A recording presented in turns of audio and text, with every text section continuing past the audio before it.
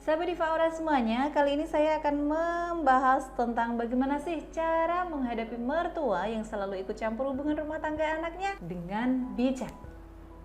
Yang pertama, Anda harus paham keinginan mertua. Cara paling bijak yang pertama adalah Anda mengetahui dan memahami apa yang sebenarnya diinginkan oleh mertua. Mungkin penyampaian-penyampaian yang diutarakan atau disampaikan oleh mertua kepada Anda terdengar galak, terdengar seperti perintah. Memang mungkin karakternya mertuanya seperti itu, tapi Anda bisa dong harusnya membaca pikirannya nih.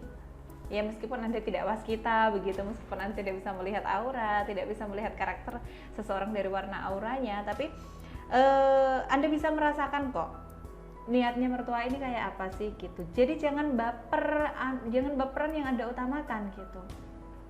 Utamakanlah memahami keinginan mertua Anda seperti apa.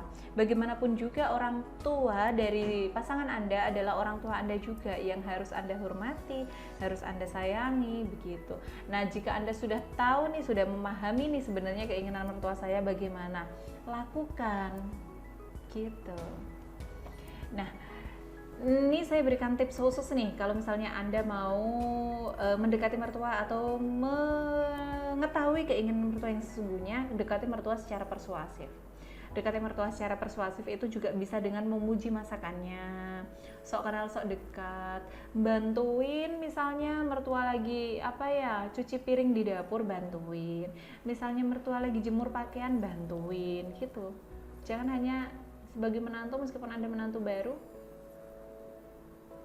ongkang-ongkang kaki gitu, jangan seperti itu. Yang kedua adalah hidup terpisah dari mertua. Solusi yang paling ampuh untuk menghindari konflik dengan mertua adalah tinggal tidak seatap dengan mertua. Ini sering kali saya katakan ya, tidak tinggal seatap dengan mertua atau berpisah. Kalau misalnya Anda sudah punya cukup materi, Anda bisa beli rumah atau bangun rumah. Tapi kalau misalnya Anda kategori ekonomi menengah ke bawah, silahkan ngontrak dulu.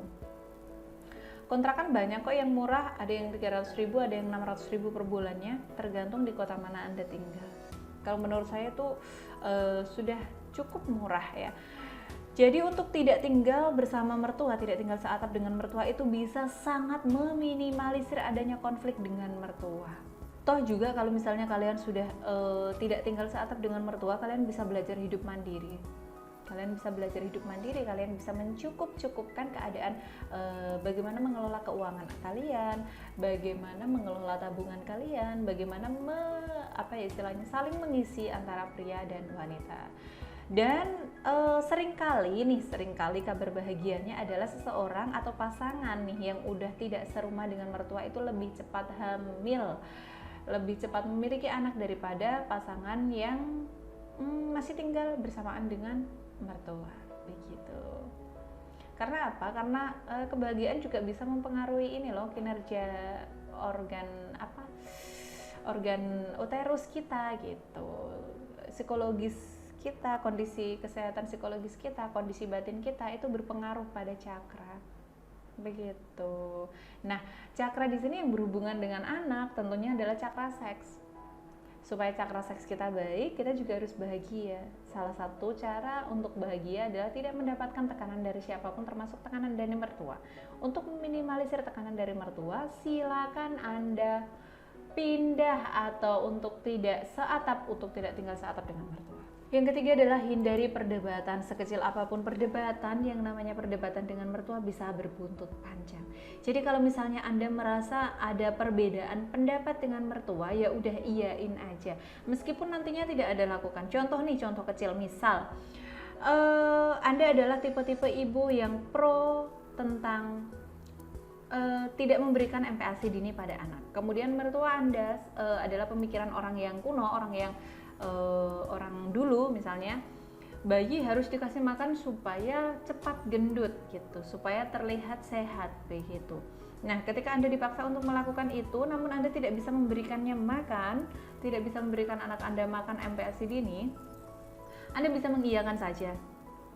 Toh juga nantinya kalau misalnya Anda sudah mertua sudah pergi atau mertua sudah kemana gitu kan, Anda tidak usah memberikan anak Anda yang belum berusia 6 bulan itu makanan, cukup diberikan ASI saja, karena ASI adalah yang terbaik bagi ibu yang dibutuhkan untuk anak bayi dari usia 0 sampai dengan 6 bulan. Itu contoh kecilnya sih, masih ada contoh-contoh yang lain atau contoh-contoh kasus yang lain yang sebenarnya bisa Anda praktikkan untuk mengiyakan saja dulu. Terlepas nanti Anda lakukan atau tidak, itu terserah Anda gitu. Yang penting iyakan saja dulu untuk menghindari perdebatan itu tadi. Yang keempat adalah Anda harus mampu membuktikan bahwa Anda adalah orang yang mampu mempertahankan keutuhan rumah tangga dan membahagiakan anaknya yang sekarang notabene adalah pasangan Anda. Jadi diskusikan dengan pasangan, buatlah kesepakatan antara Anda, pasangan dan mertua.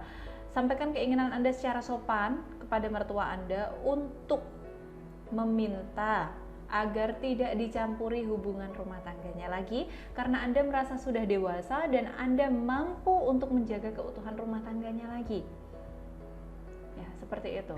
Tapi tetap dengan kalimat-kalimat yang sopan, tetap dengan bahasa-bahasa yang santun, tetap dengan unggah-ungguh seperti itu, karena apapun bentuknya, apapun wujudnya, bagaimanapun sikapnya dia adalah mertua Anda dan otomatis lebih tua dari Anda, selayaknya Anda sudah menghormati. Nah, untuk yang namanya usaha lahir itu pasti juga ada usaha batinnya. Nah, usaha batin untuk mempengaruhi hati mertua, mempengaruhi sanubari mertua secara spiritual, Anda bisa wiridkan mertua dengan menggunakan tasbih Nur Hikmah.